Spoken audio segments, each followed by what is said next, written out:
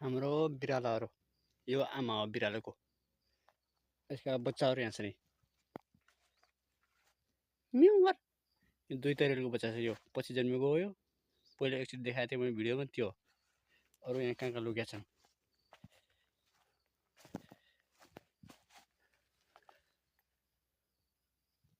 ओ एउटा त्यहाँ म्याउ म्याउ म्याउ। यो केराबारीमा मुसा नलागोस् भनेर बिरालो पालेको। यहाँ खाइरहेछ एउटाले। अरू कहाँ लुके।